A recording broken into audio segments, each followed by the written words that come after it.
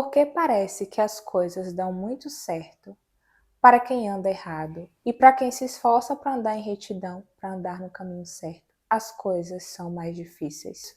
Em alguns momentos você pode até se pegar com esse questionamento. E eu nem iria gravar, gente, eu preparei roteiro para falar sobre outro vídeo, só que eu estava refletindo sobre isso, me veio essa pergunta. E na mesma hora que veio essa pergunta, me veio a cena daquele filme Quarto de Guerra. Se não me engano, é esse filme, porque já faz um tempão que eu assisti, então eu não me lembro se é esse. Eu me lembro de uma cena que é bem forte, quando o filho chega para visitar a mãe que tem Alzheimer e ele começa a olhar para ela e a questionar, assim, todo altivo, né? E ele olha para ela e pergunta: mas por que a senhora está nessa vida? É mais ou menos assim que ele fala. Quem já assistiu aí vai lembrar exatamente o que é. Mas ele fala algo mais ou menos assim, desse contexto aqui. Olha para a sua vida, olha como a senhora está. Serviu a esse Deus a vida toda, orou a vida toda. Ele começa a questionar, né? E ele diz na sequência: olha para mim, olha como é a minha vida. Eu tenho tudo, eu consigo tudo que eu quero, estou muito bem. E a senhora está nessa situação. Nesse momento, ela fica bem séria assim e ela começa a falar. E eu entendo que ali no filme, a ideia a ser passada é que é o Espírito de Deus falando na boca dela. E aí ela começa a falar: muitas vezes o diabo permite que as pessoas tenham as suas vidas perfeitas. E ela começa a falar, dentro desse contexto, que o inimigo permite que as pessoas tenham a vida perfeita, que elas tenham tudo, para que elas fiquem ocupadas com aquilo ali, se enganem com aquilo ali, foquem muito naquilo ali e não tenham tempo para Deus, para focar em Deus, para buscar a Deus. Ela fala algo assim. É muito forte essa cena. Se tu não assistiu, assiste, procura. Inclusive, deu vontade de assistir novamente. Eu vou assistir esse filme algum dia desses aí, porque deu vontade. Porque é algo que edifica, então vale a pena assistir. E ela começa a falar, e ele fica assim, ó.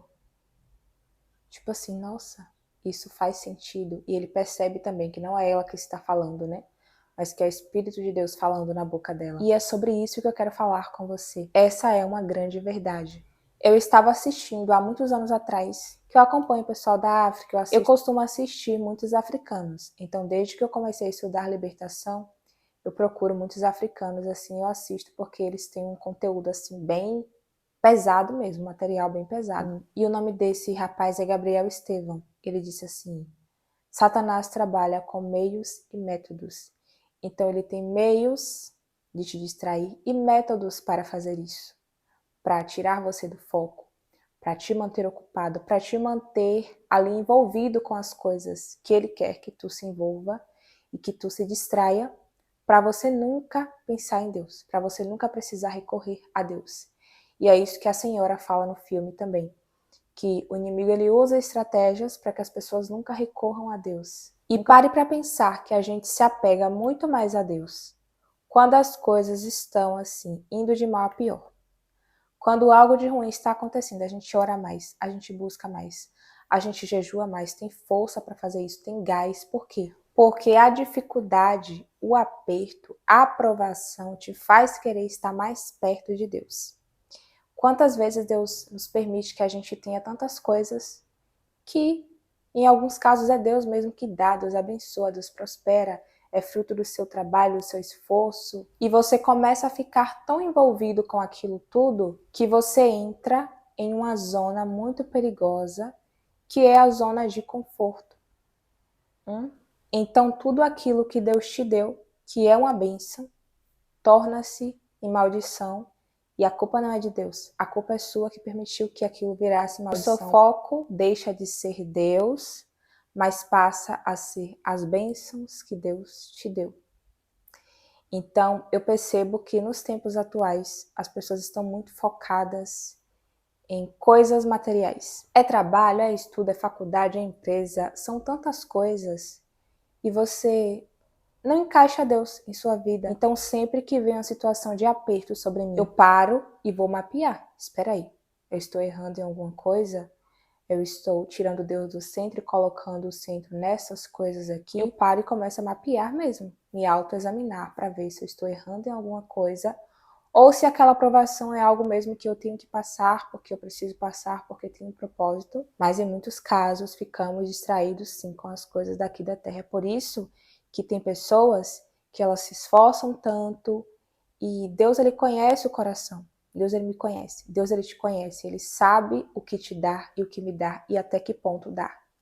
Porque tem pessoas que se Deus der muito, eu digo assim, em questão material mesmo, financeira, se Deus der muito, Deus perde a pessoa. É por isso que tem casos que Deus não dá. Deus ele conhece, gente, cada um de nós, e o ser humano é terrível. O ser humano já tende a inclinar-se para o orgulho, para a soberba. É por isso que a Bíblia fala que sobre tudo quanto se deve guardar, guarda o teu coração. Porque Deus ele sabe que a gente pode se contaminar. Quantas pessoas tu conhece, e eu também conheço, que era humildezinho e quando Deus começou a dar as coisas, a liberar as bênçãos, começou a ter carro, ter casa, o nariz empinou. Eu conheço um caso mesmo de uma pessoa que não tinha nada. Quando Deus começou a dar, eu lembro que uma vez a pessoa passou de carro, quase passou com o carro por cima de mim. E quase me jogou dentro da lama, porque eu estava assim perto da lama, que onde eu morava tinha muito, assim, né, muita lama. E aí a pessoa passou e quase me jogou dentro da lama, uma pessoa que não tinha nada. Então você vê que quando Deus deu, quando Deus abençoou, porque não foi coisa errada, foi fruto do trabalho da pessoa, do suor da pessoa, eu sei disso. Mas se ensoberbeceu, ficou arrogante. E eu paro para pensar, do que adianta? A gente conquista tantas coisas aqui materiais e vai ficar tudo aqui. Eu conheci um caso de uma pessoa que teve tudo aqui na Terra, tinha um carrão. E eu já ouvi algumas pessoas falarem assim, olha, o carrão ali, né? Tem pessoas que trabalham há anos e anos e ainda não conseguiram ter um transporte. Todos os dias acorda cedo para ir pegar um ônibus porque não tem condição de ter um transporte ainda. E essa pessoa aqui tem a vida toda errada. Olha o carro. Mas a vida é errada, gente. É dinheiro errado, é coisa errada. E aí eu fiquei pensando, do que adianta? Em algum momento essa pessoa vai morrer, como já morreu a pessoa. E eu fico pensando agora, Deus é quem sabe, né? Se deu tempo de se arrepender ou não, isso não é da minha conta, é algo entre a pessoa e Deus. Mas eu fiquei pensando, do que adianta? E aí me veio também, porque vem várias passagens bíblicas que falam sobre isso. Vem aqui também a questão do rico e Lázaro. O rico teve tudo aqui na terra, mas depois ele foi condenado. E Lázaro, que não teve nada aqui na terra, no final da vida foi reinar com Deus. Teve tudo no final da vida. Então sempre que vier esse questionamento em sua mente, por que essa pessoa aqui tem tudo e é de procedência errada? Quantos casos tu conhece? Eu conheço vários de pessoas que prosperam com a maldade. E você, que sempre andou ali em retidão, que se esforça para andar na linha, porque ninguém é perfeito, e aí você questiona muito por que fulano anda errado e tem, e você anda certo e não tem. Pense que o final daquilo ali é caminho de morte. Então, do que adianta a gente ter tanta coisa aqui, tanta bagagem nesse mundo aqui? A gente não vai levar nada na passagem daqui para a vida eterna. A gente não vai levar nada, vai ficar tudo aqui. Até o nosso corpo é corruptível, vai ficar aqui. E nós ganharemos um novo corpo incorruptível. Nem isso tu vai levar daqui. Pense aí. O que vale é quem você foi aqui. Como você resolveu conduzir a sua vida aqui na Terra, porque nós temos esse livre-arbítrio. Deus nos dá a opção de escolher qual caminho seguir. Então, quais foram as nossas práticas aqui na Terra? É isso que vai contar. É com isso que nós temos que nos preocupar.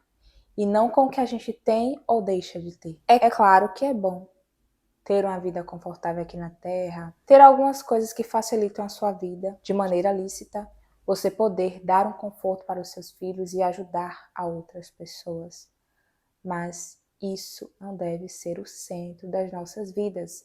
Esse não deve ser o nosso foco principal. E aqui, gente, no Salmos 37 diz assim: não te aborreças por causa dos homens maus, nem tenhas inveja dos malfeitores, pois em breve secarão como relva, murcharão como erva verde. Então aqui está falando sobre recompensa. A recompensa dessas pessoas será essa. Aqui no Salmos 1 também fala sobre a recompensa do ímpio. Então, quando vier esse questionamento em sua mente sobre isso, e você começar a pensar, nossa, fulano anda errado e tudo dá certo para ele sempre. E eu que me esforço para andar na linha, tudo sempre dá errado. Lembra sobre a recompensa. E eu vou finalizar lendo para vocês Salmos 1, verso 5, que diz assim: Por isso, os ímpios não prevalecerão no julgamento, nem os pecadores na assembleia dos justos, porque o Senhor recompensa o caminho dos justos, mas o caminho dos ímpios traz destruição. Então aqui está falando sobre recompensa. Quando você começar a pensar sobre isso agora, porque as coisas dão certo para quem anda errado e para quem anda certo, as coisas são mais difíceis, lembre-se que no final haverá uma recompensa, tanto para os justos quanto para o ímpio. Então, se você está se esforçando para andar em retidão e as coisas aparentemente não estão fluindo bem aqui, lembre-se de qual será a sua recompensa no final. Eu vou ficando por aqui, que Deus abençoe você, até o próximo vídeo. A paz do Senhor importa que ele cresça e que eu diminua. Tchau, tchau.